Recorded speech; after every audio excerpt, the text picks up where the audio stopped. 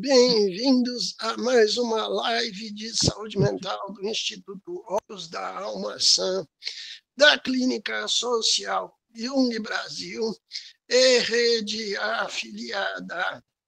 E um dos temas de hoje é um tema que perpassa, para mim, de uma forma muito clara, na temática da qualidade de vida e da saúde mental.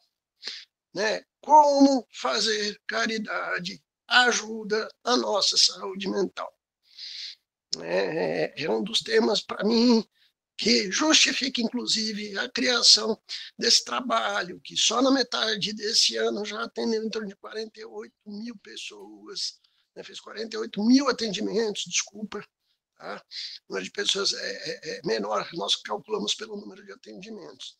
Mas a gente vai desdobrar esse tema explicando para as pessoas por que você ajudar os outros faz tão bem, para você mesmo. Com a gente está a professora Carla Chiari, de São Paulo. Bem-vinda, professora supervisora. Bom dia, queridos. É um prazer estar aqui com vocês. Vamos lá começar. Maravilha. Com a gente está aqui o professor Tito Lívio, do Paraná. Bom dia. Paraná. Bom dia, uma honra também estar aqui com todos vocês e com as pessoas que estão nos assistindo. Maravilha. Com a gente também está o professor Léo Tondato, de São Paulo, coordenador da Clínica Social de São Paulo. Olá, bom dia! Bom dia, pessoal. Gente, esse é um dos temas que eu acho que é muito pouco discutido dentro dos crivos quando a gente está discutindo saúde mental, qualidade de vida, o porquê que é tão importante as pessoas pararem, dedicarem um período da semana, 2 horas do seu dia, um tempinho para ajudar os outros. O tanto que isso, haja visto que nós estamos numa sociedade extremamente egoísta, narcísica, as pessoas estão muito fechadas nelas mesmas, sem empatia, sem capacidade de olhar para as coisas que estão acontecendo à sua volta, as coisas que estão próximas a ela. E eu quero começar por aí, tá? De repente, ajudar os outros. Qual a importância na prática clínica que vocês veem? Quando chega um paciente muito fechado, muito reservado, com depressão, ansioso, focado só no próprio umbigo, tá? E quando essa pessoa tem um hábito, ou cria um hábito de começar a ajudar os outros, o que acaba acontecendo? Começar contigo, professor Tito, te jogar um abacaxi aí. Não, é bem-vindo, a gente está aqui para isso. Está na chuva para se molhar. Veja, você mesmo, professor Jorge, já deu metade da resposta, né? Veja, todos os grandes personagens da história, desde Jesus, Buda, os profissionais do yoga no Oriente, salientam a importância da verdade, né? E da importância do amor. E na psicologia científica existe um equivalente direto que você mesmo, professor Jorge, trouxe. Veja, para o psicodrama é a tele, no Roger é a empatia, na psicanálise de Melanie Klein é a identificação projetiva, no Jung é a participação mística. Então, sabe, a empatia, tanto na ciência como na filosofia e na religião, fora a questão ética, né? Todos os filósofos defendem a verdade, né? Mas nós estamos na pós-verdade, né? Como é que a gente pode viver na pós-verdade? Né? Que diabo de situação é essa, pós-verdade, né? Maravilha. Professor Léo Tondato, e aí? Faz bem ajudar os outros? Você acha que os pacientes, quando adotam essa postura, isso tem um grau de melhora para a vida da pessoa? Com certeza, acho que facilita um diálogo com a alteridade, né? E o que eu percebo hoje, até pegando um pouco o gancho do Tito, eu percebo cada vez mais, eu sempre repito isso, é verdade, gente, eu percebo cada vez mais indivíduos mais individualizados e menos individuados. Muito bom. Né? Então, isso vai trazer uma consequência, né, para a nossa vida e para a nossa sociedade. Afinal de contas, vocês sabem que eu adoro Bill Churran, e vou falar dele. Afinal de contas, Eros está em agonia, né? Ok. A nossa professora de psicopatologia, Carla Chiari. E aí, Carla, a gente percebe muito adoecimento de certas pessoas, isso é notório, né? Em caso de ansiedade, depressão, transtorno bipolar, esquizofrenia, é quase que uma unanimidade você falar que essa pessoa complica a sua doença, mesmo uma neurose simples. Você quer conhecer o neurótico de carteirinha? Ele é aquela pessoa que chega na academia de manhã cedo, não cumprimenta ninguém, olha todo mundo de cara feia. Você conhece, professora Carla? Sabe? Chega no elevador, né? Senta no elevador e fica te encarando, o que você quer aqui dentro, sabe? É a pessoa de bom coração, bem amada, bem comidinha, né? Oh, meu Deus, eu adoro gente feliz, né? E a gente percebe um adoecimento muito forte dentro desse isolamento, né? O que você me diz disso tudo, professora Carla? É mais comum do que a gente imagina, essa pessoa que você colocou aí da academia. A gente encontra elas em todos os lugares, né? Adoro gente feliz, gente bem comida. Oh, meu Deus, pessoal que sabe trepar gostoso é uma delícia, não é não? Oh, meu Deus. E aí, professora? A vida é tão boa, né, gente? É importante a gente observar a história de vida dessa pessoa, né? O Léo jogou a bola para mim da alteridade aí, eu vou voltar um pouquinho, né? Como é interessante a gente imaginar que todos somos, né, e vivemos no mesmo planeta. A religião segregou a gente, a política dividiu, a ideia, né, de cor de pele diferente, e isso também, contexto histórico da gente pensar, o nível de desigualdade cria pessoas com questões patológicas, né? Mas existem também indivíduos que se aproveitam muitas vezes de privilégios, né? Vou contar uma historinha pequena para vocês. Outro dia, uma moça que trabalha, né, no consultório, eu entrei no elevador e falei, bom dia, tudo bem? Falei o nome dela, como que você tá? Coisas triviais, né, gente? Ela falou assim, agora é 9 horas, você foi a primeira pessoa que me cumprimentou, eu tô aqui desde as 6. São essas pessoas invisíveis, né? E como isso é patológico, como que você quase tropeça numa pessoa e não cumprimenta? E a gente vê isso no consultório, existem indivíduos que chegam, não cumprimenta nem a gente, né? Aí fala, eu tenho um problema de relacionamento, jura? Jura? Usa a pessoa como meio, não é uma relação empática, nessa questão espiritualizada, mística, de olhar para o indivíduo como alguém que vai aprender. Eu falo que todas essas lives eu aprendo tanta coisa com vocês nessa troca, e é uma troca genuína, né? A gente faz isso na relação. Como isso me ajuda também no processo? Então, de maneira bem breve, né, Jorge? A gente olha para o indivíduo quando ele troca, né? Toda troca tem uma mudança, e essas pessoas estão perdendo isso. Então, te jogo a bola agora.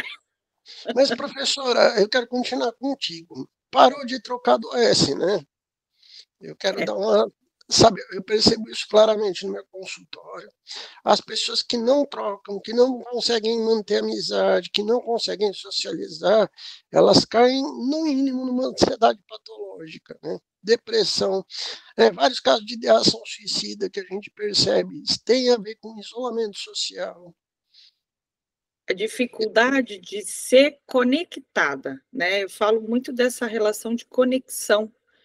Parece que essas pessoas são impenetráveis, né? Em todos os sentidos, porque tem uma rigidez de corpo, uma rigidez também de essência. Ela acha que ela é única, e aí vai entrar em colapso. Ninguém é único no mundo, nós estamos todos dividindo o tempo todo. E essa pessoa fez isso de uma forma de se proteger, entre aspas, né? Mas gera conteúdos patológicos. Os depressivos mesmo, né, gente? Só a gente olhar para o conteúdo depressivo, né? Abrir para os colegas também. Como é importante a gente olhar para essa pessoa que não troca, né? Ela está olhando para o passado dela, para o sofrimento, não consegue nem enxergar o outro. E é complicado isso, né, professor Tito, que os casos de depressão que a gente atende, invariavelmente, um dos sintomas, aliás, um sintoma clássico é o isolamento.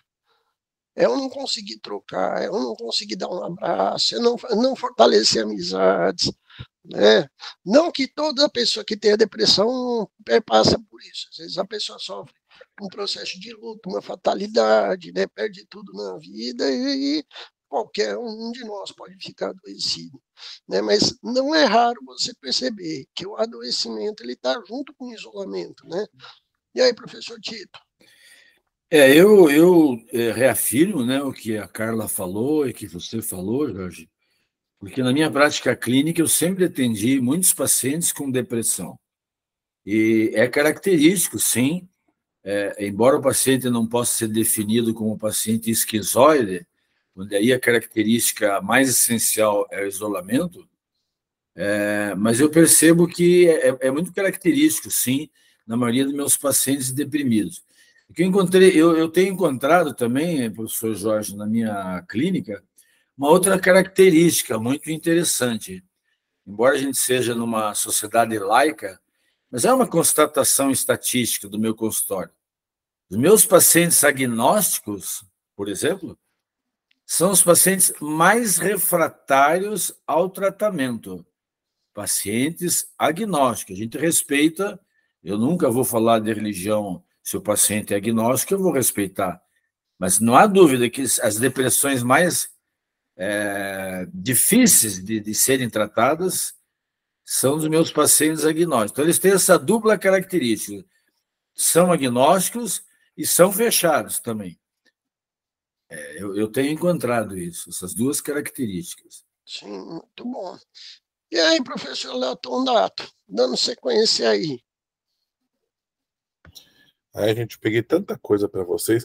Peguei os seus amigos, Jorge, os amigos da Carla. Tem também a ex-namorada do Tito, a Ibris. Olha, peguei um monte de gente. Tá? Mas eu queria trazer aqui para a nossa conversa, antes de trazer os personagens míticos, eu queria continuar nessa ótica do Byung-Chul Han. Tem uma obra dele chamada Infocracia, tá? E o título dessa obra, da Infocracia, é justamente uma sociedade na qual se exerce o poder por meio de uso que se faz da informação como uma forma de dominação. Mas o que é importante nessa obra para a nossa discussão de hoje é o modo com o qual nós somos levados a produzir, a consumir a informação que vai interferindo, né, que vai entrando nas nossas capacidades cognitivas e afins, e que é indispensável para uma sociedade democrática, e o quanto isso afeta, aqui está na nossa discussão, a nossa capacidade de dialogar com o outro, o diálogo com a alteridade, o diálogo com a interioridade da alma, a compreensão empática, ou seja, entender a posição do outro, né? A capacidade de imaginar de uma maneira de ser e de pensar distinto, que pense distinto da sua própria maneira, ou seja, todas aquelas capacidades que predispõem uma abertura em relação ao outro e na relação com o outro. Léo, isso é impressionante, que a gente está falando que a percepção do outro também modela nosso caráter, nossa personalidade, é onde nós temos a chance de encontrar nossa individuação, o genuíno crescimento. Né? Eu vou... Não é usual falar disso, mas aprendi isso muito cedo, né? Com a generosidade da doutora Anísia da Silveira. Acho que um dos maiores exemplos que a gente pode citar aqui é a doutora Anísia da Silveira, que ganhou o consultório montado, inclusive na Zona Sul do Rio de Janeiro, falou, deixa quietinha no meu canto, deixa eu quietinha no meu canto, sabe, uma doação. E é engraçado que as grandes almas que eu conheci nessa vida, um pouco citado o Dr. Leão Bonaventura, né, que deixou para a gente um legado aí, acho que quase todas as obras aí da Paulus, Coleção Amor e Psique, né, as obras completas do Jung. Ele não fazia isso por dinheiro, ele fazia isso por amor ao lado intelectual, amor à docência, né, visando no futuro ter material didático, inclusive para os que fossem seguir os passos, abrir caminho. Né? Mas por que eu estou dando essa volta? Do mesmo jeito que a gente tem personalidades que doam, tem a galera, né, e aqui eu quero até mandar um beijo no umbigo por dentro, né, daquele vereador de São Paulo que queria taxar quem faz caridade. Foi uma das coisas mais absurdas que eu vi nos últimos anos. Né? O cara queria botar a regra, criar burocracia, Léo, né?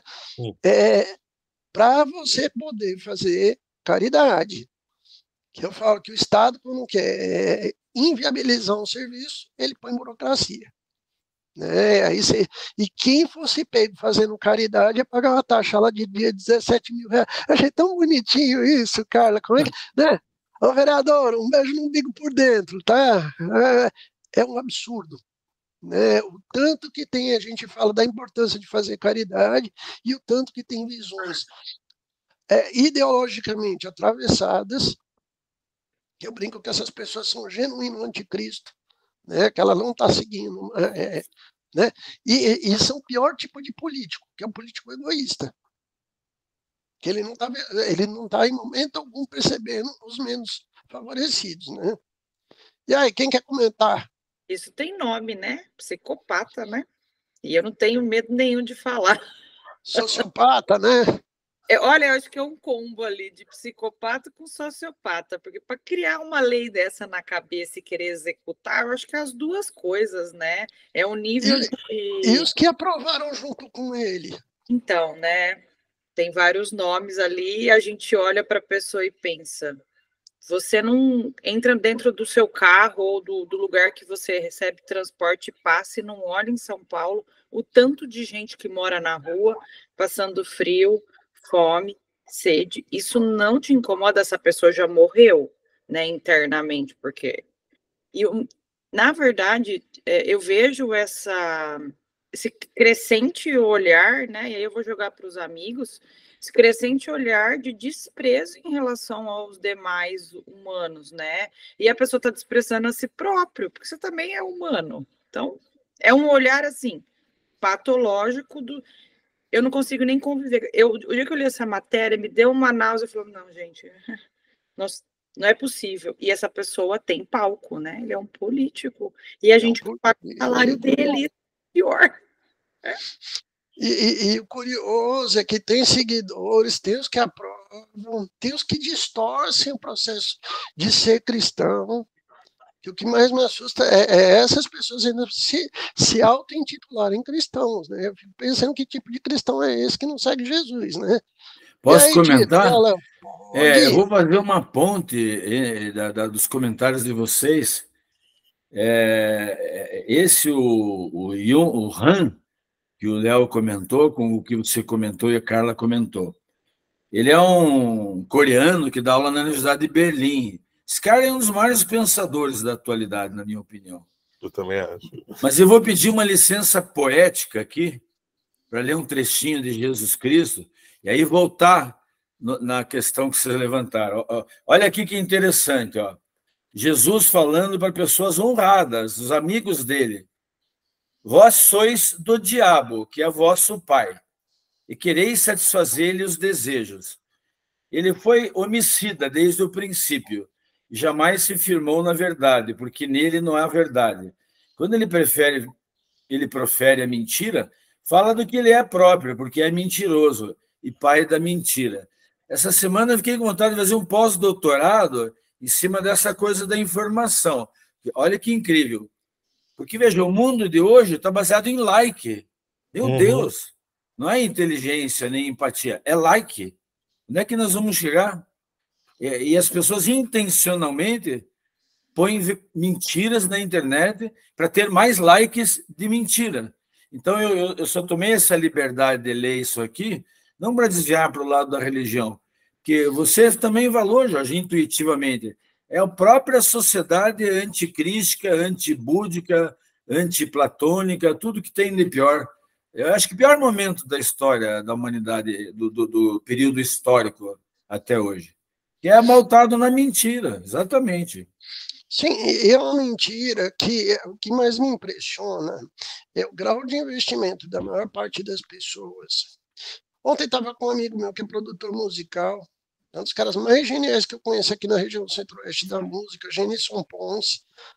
Ele estava me mostrando um álbum novo que ele está gravando, com Toninho Horta, grandes nomes aí da MPB, da música instrumental brasileira.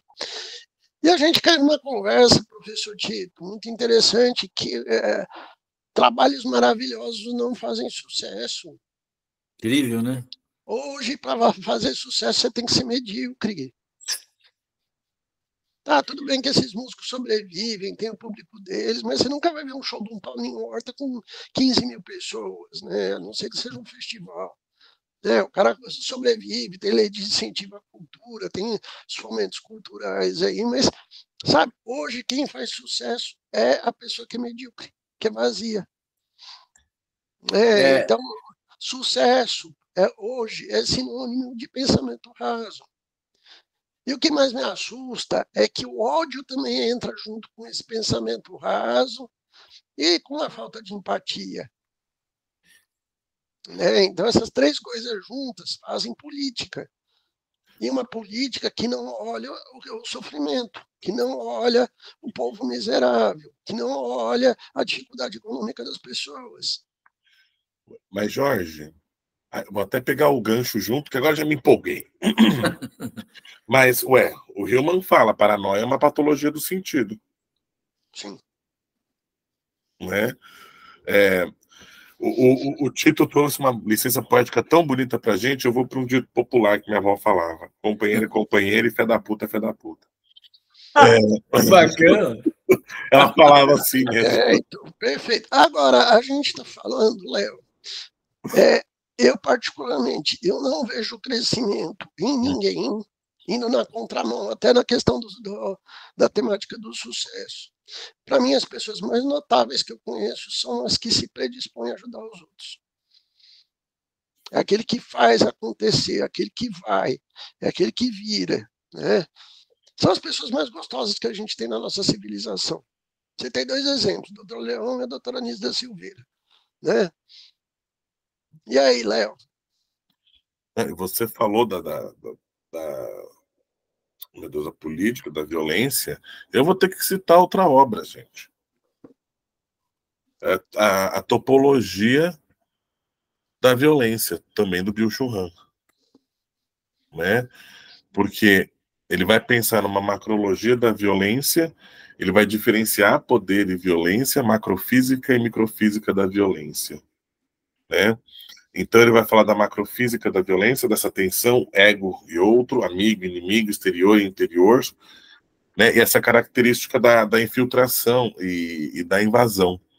Né? E a violência macrofísica com uma influência externa que ataca e rouba a liberdade e faz os vínculos carecerem também. Né? E aí, eu vou falar uma coisa. Eu preciso trazer um pessoal aqui.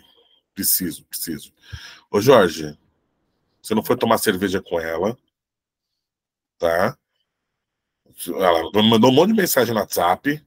Se te vira que é teu, viu, filho? Tá, manda. Primeira é de Sébia, que é a impiedade. Mas ela é filha de Ibris e irmã de Coros.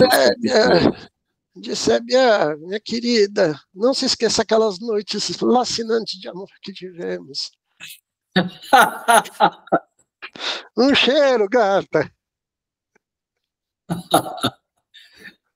E eu acho que o quanto, trazendo duas figuras aqui, né, que são dois lugares que a gente pode pensar,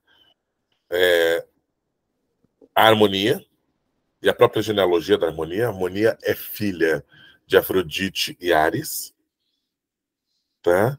Então, quando eu estou falando, aqui eu vou falar de princípios, quando o princípio feminino está externo a si, o princípio masculino é colérico e decapitador, o quanto que a harmonia fica distante.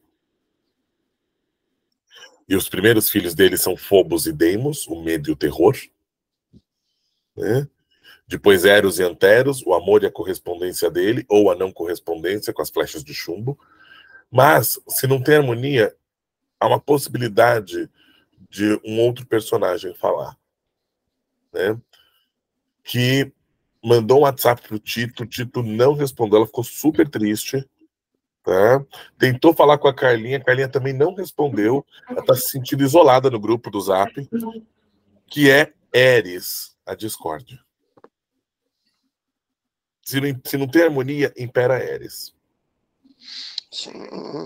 E é curioso que isso na vida dos nossos pacientes, individualmente, né, acontece. Isso aqui não tem harmonia, ela começa a achar ruim tudo, né, cai na melancolia, cai numa coisa chata, irritante, irritável, qualquer coisinha desarmoniza, né?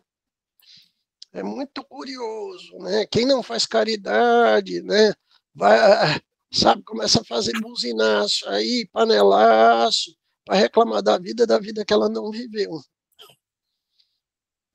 É o coro dos descontentes, né? E aí?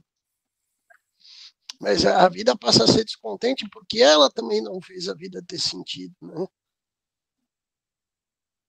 E aí, Tito, Carla? Eu gosto de uma frase que fala: não tem como estar fora se não tem dentro, não tem como ter dentro se não tem fora. Então, essa pessoa que não troca, e ela reclama do outro que troca, né? Quer ver uma coisa que é fácil a gente manipular, é o medo.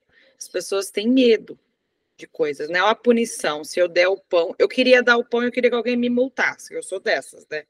Eu queria que alguém me multasse, porque, né, várias pessoas, bom, não preciso contar quem eu ajudo, mas colaboro com várias instituições e me dói muito olhar uma pessoa na rua com fome. Né? Já disse isso para vocês, contanto que São Paulo me traz um sofrimento todos os dias quando eu saio, né? E aquilo bate nos meus olhos e eu penso, por que que ainda existem pessoas na rua?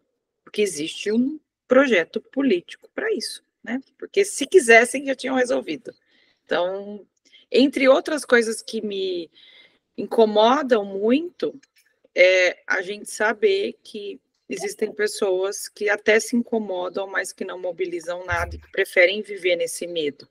Né? Ai, não vou mais dar pão para ninguém, então, porque eu vou ter que pagar 17 mil reais para alguém vai multar. Mas ninguém questiona isso. Mas graças a Deus, houve um levante social, todos os artistas, né? É que a gente divide, de fato, quem que é artista, quem que é agente de ação social, daquele cara que está só fazendo um sucessinho.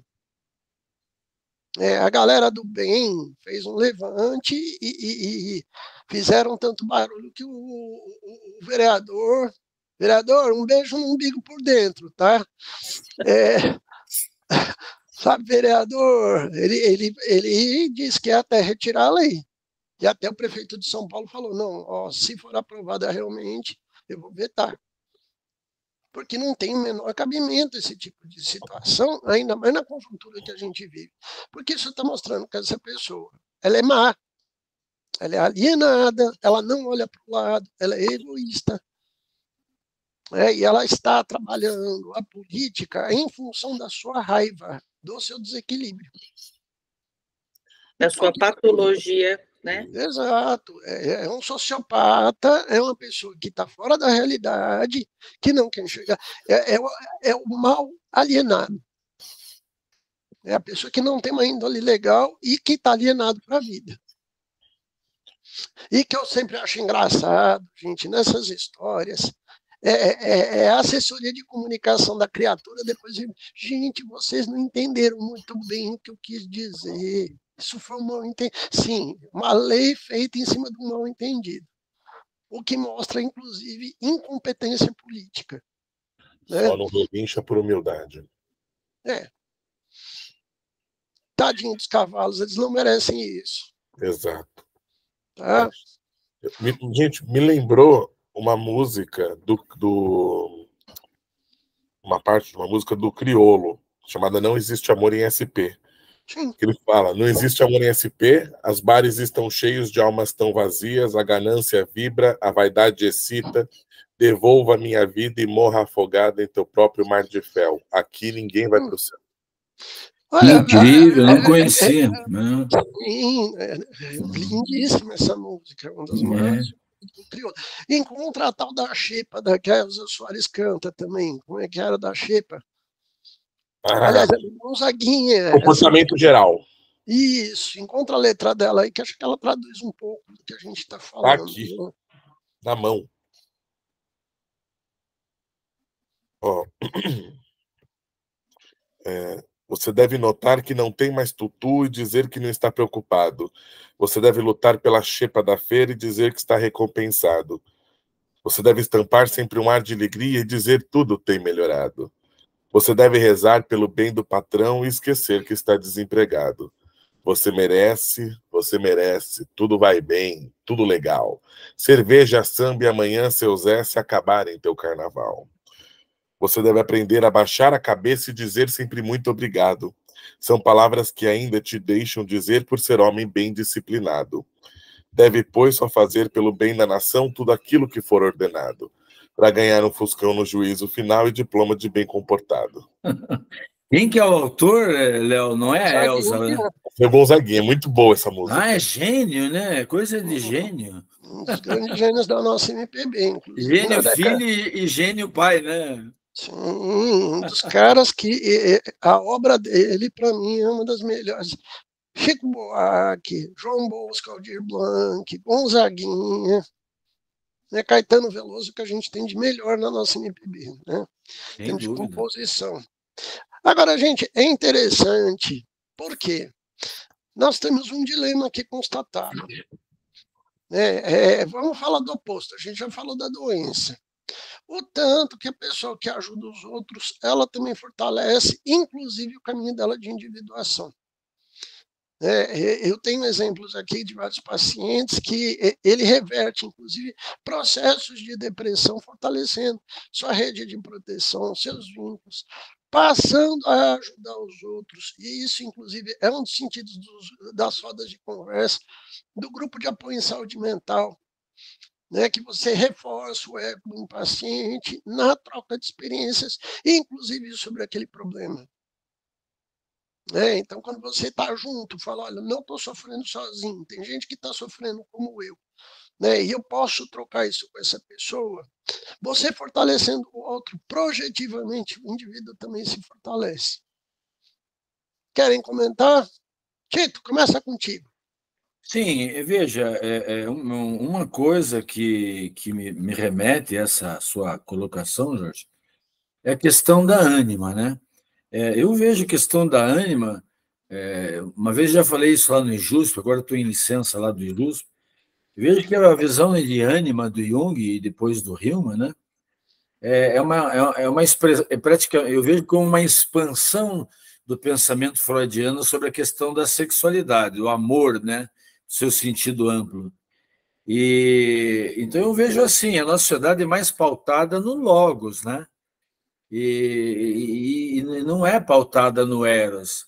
Então eu me lembro que Jung comenta que Jung ele ficou muito espantado quando começaram a aparecer as imagens de Nossa Senhora pelo mundo, né? Aquela Fátima, aquela cidade da Iugoslávia e depois em Lourdes, na França, né? E Jung chega a afirmar que as guerras só vão acabar no mundo e a destruição e a questão da alteridade, que foi muito bem colocado aqui, as guerras só vão acabar no mundo e a destruição ecológica também, quando o princípio feminino estiver integrado. E que essas imagens de Nossa Senhora é como se fosse uma manifestação arquetípica, né?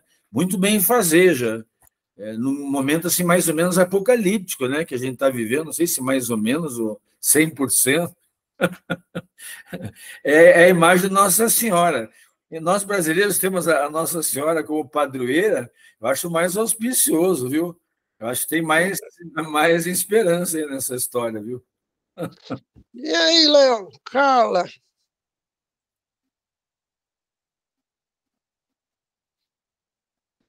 Quando a gente fala, né, da alteridade, olho pessoas que viveram tragédias, catástrofes, né, na vida e perdem tudo. Né? Uma perda de um filho, por exemplo, num acidente ou numa doença grave, não tem matriarcado e patriarcado que dê conta disso. Como que você justifica, né, que uma pessoa perdeu um filho? Né? Justifica no patriarcado que a medicina, a saúde não deu conta disso também, de curar esse indivíduo num acidente. Aí só sobra a alteridade, que é o nosso caminho, né, da gente juntar tudo isso, integrar esse feminino, esse corpo, essa pessoa que foi embora, essa história, né, não fazer guerras, né, porque você vai matar outra pessoa, você vai sentir a dor também que você perdeu, enfim, né, o caminho da alteridade seria, né, essas pessoas que criam, por exemplo, ONGs para acolher outras mães, outros pais que perderam filhos. Como isso é magnífico. Pensar na Nise, e foi uma presa política. Né? Ela não foi só uma médica, ela foi uma presa política, ela foi perseguida, ela podia ter morrido. Né? E ela transforma tudo isso e abre todas as portas, literalmente, do hospital e fala: não vamos tratar pessoas com questões de saúde de forma, né, como presídios. E a gente continua fazendo isso nas escolas. Então as pessoas me perguntam: por que a educação está desse jeito? É só olhar a estrutura arquitetônica de todos os lugares. Então, precisamos movimentar tanta coisa, gente, esse caminho da alteridade. E às vezes a gente recebe essa pessoa adoecida no consultório e olhar para esse caminho, né? E aí eu jogo a bola para vocês aí, vamos lá. E aí, Léo? Então eu vou jogar uma pergunta para vocês, que eu tô inspirado, hoje é dia de misturar manga com leite, hoje é sexta-feira, dia de maldade. Adoro, fala maldade aí, que hoje nós vamos tocar chorinho com heavy metal. Vai, manda. Oh, beleza. Seria então... Chorinho metal, que tal? Chorinho metal, eu gostei. Seria então uma consciência de uma eudaimonia, quer dizer, o eudaimonismo, uma doutrina, né, segundo Aristóteles, que vai pregar a felicidade como finalidade da vida humana. Tá? Por quê? Para Aristóteles, a felicidade é um telos maior e comum aos seres racionais. Então, nessa concepção teleológica, as nossas ações deveriam ocorrer visando algum estágio de felicidade. Mas essa busca não dá uma liberdade de ação, porque nós somos transpassados por outros lugares, né? Mas, teoricamente, nós deveremos estar em conformidade também com a felicidade do outro. Né? Então... Aí, Léo, a gente pode até abrir a filosofia da felicidade, resgatando pensadores aí romanos, né? Marco Aurélio, aquela turma toda, né? Exato. Então, assim, será que voltar-se ou pensar numa eudaimonia, uma ética da felicidade, ou se voltar para a felicidade como uma, entre aspas, doutrina que vai colocar o ser humano no lugar de uma sabedoria prática, será que seria uma possível solução? Joguei e saí correndo. E aí, Tito, dá para pensar nessa filosofia aí, né? Olha, as nossas lives aqui, o nível está cada vez melhor das nossas lives. Aristóteles, meu Deus. Esse era grande, viu? Meu Deus. Dá até um susto na gente comentar isso. Comentar Aristóteles, imagine. Mas eu acho assim... eu li um livro não estou fugindo, eu li um livro do Dante Alighieri chamado Convívio, onde ele ensina a gente a escrever. Ele vai citar, tem umas 1.800 citações, 70% Aristóteles, né? Então, eu acho que Aristóteles, a gente sabe, foi aluno de Platão, né? E em alguns aspectos talvez superou seu mestre, em outros não. Gente que é junguiano é platônico, neoplatônico, né? Aí que está, a civilização ocidental tem essas bases maravilhosas, mas a pós-verdade está de costas para isso. Legal, É Tito, mas simples, é simples. sim, Aristóteles está vivo, é simples. Né? mas é curioso, né? Porque a gente tem, ao mesmo tempo, um mundo em decadência, focado em fazer sucesso. E para fazer sucesso, você tem que ser medíocre e egoísta, fútil e vazio. Né? Se a gente parar para pensar que 80% do investimento das pessoas está nisso aí, né? Você pergunta, por que você quer ter like? Para mostrar para o mundo que você é idiota. É like psicologia, né, Jorge? É muito complicado, e ainda mais quando a gente vê colegas da nossa área que podiam estar passando coisas mais profundas, passando ensinamentos, postando bobagem. Nossa, eu quero morrer na farofa. Não, cara, eu se divirto quando eu vejo essas coisas, sabe? Que eu dou gaitada, eu falo, meu pai do céu, a pessoa não tem medo de ser ridícula, não, sabe? Será que alguém algum dia vai ter coragem de falar, oh, larga de ser babaca, criatura? Mas o curioso, que também a gente tem um movimento de contraponto social, que embora a Câmara dos Vereadores de São Paulo tenha pré-aprovado uma lei dessas, o Levante Social falou, não vamos aceitar isso. Então, é isso que me anima um pouco na sociedade, perceber que ainda existe uma consciência parca, mas que não embarca nisso tudo.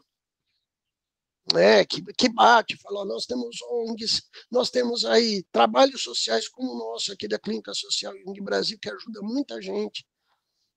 Nós estamos beirando aí 46, 48 mil atendimentos só no primeiro semestre esse ano. O número não foi fechado, a gente vai fechar começo de agosto, né? Mas, poxa, peraí. E o crescimento que todo o nosso trabalho tem é em decorrência, inclusive, da colaboração dos supervisores, dos professores, dos colegas. Ajudando os outros, a gente também acaba tendo ajuda e encontra nosso caminho, que mais louco é isso, né? Mas, professor Tito, é isso que me chama a atenção. A sociedade está meio adormecida, mas ela também, na hora que precisa, ela está gritando. Tanto é que outro caso que me chamou muita atenção, quando começou a acontecer a chacina nas escolas. O pessoal entrar nas escolas e fazer chacina. Houve um levante geral. Esquerda, direita, centro, falou, não vamos aceitar isso. E funcionou. Então, tem um lado do bem aí que acaba também, né, nessas coisas absurdas, minimizando um pouco isso, né? E aí, gente, querem comentar? Eu posso comentar. Eu acho assim, no nosso tempo, um tempo sombrios, né?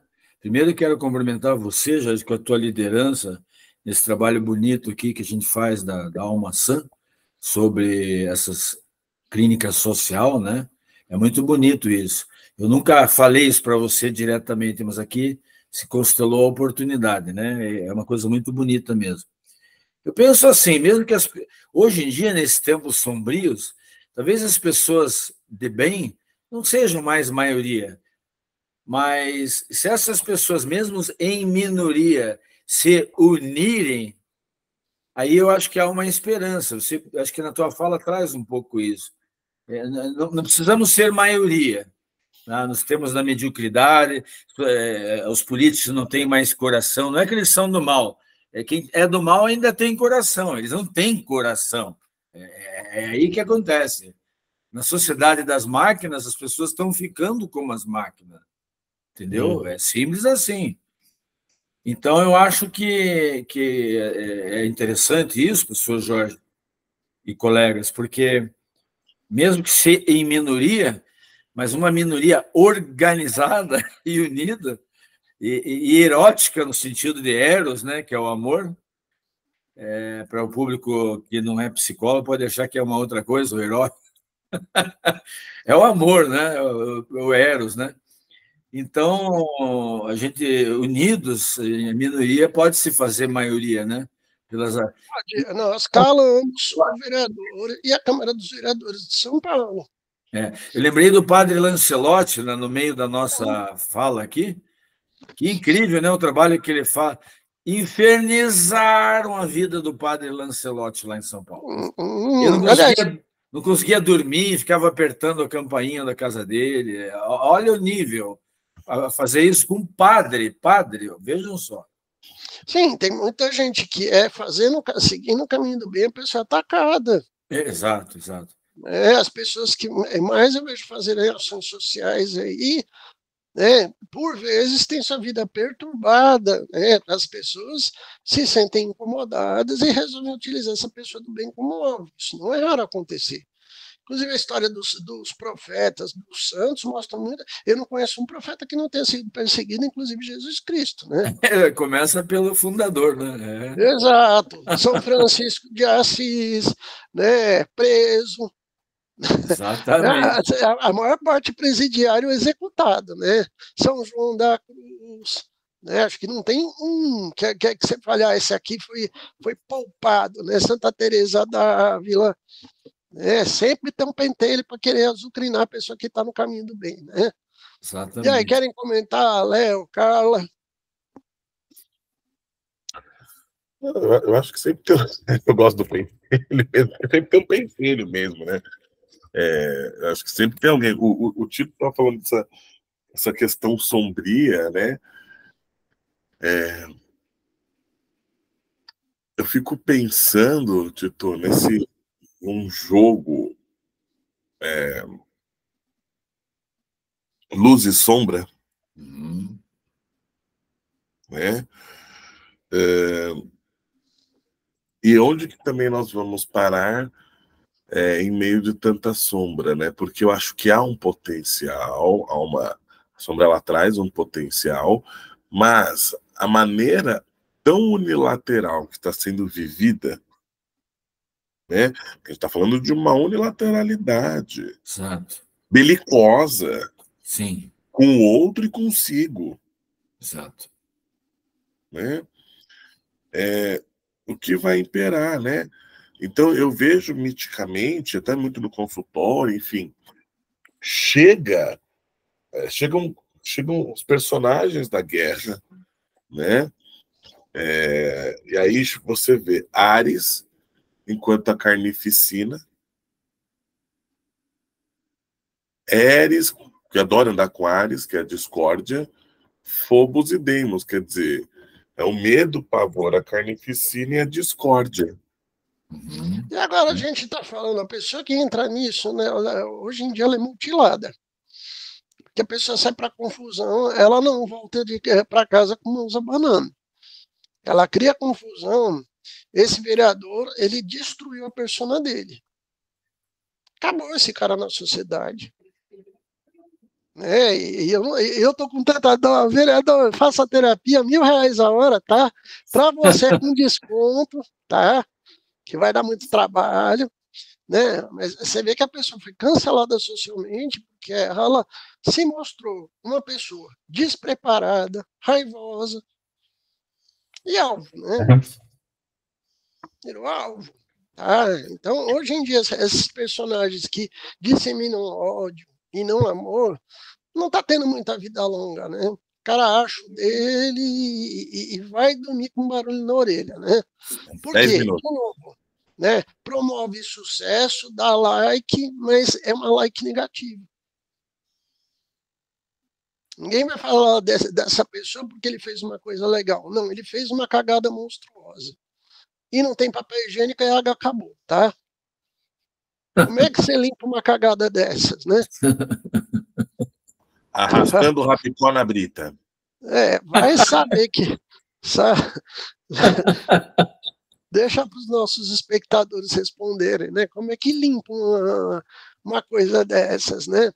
Mas, gente, eu quero frisar aqui, tá? Eu quero que cada um, nesses 10 minutos faltando, vamos começar as considerações finais, né? No que, enquanto profissionais, porque tem a ajuda ao próximo. Todo trabalho de saúde tem uma visão de ajudar o próximo. E todo profissional de saúde que coloca o dinheiro acima da ajuda ao próximo, como primeiro lugar, ele arrebenta com o consultório dele. É legal ganhar dinheiro, é legal ter um trabalho, é legal buscar estar bem sucedido, mas você tem que ter essa visão social, senão você não cresce profissionalmente.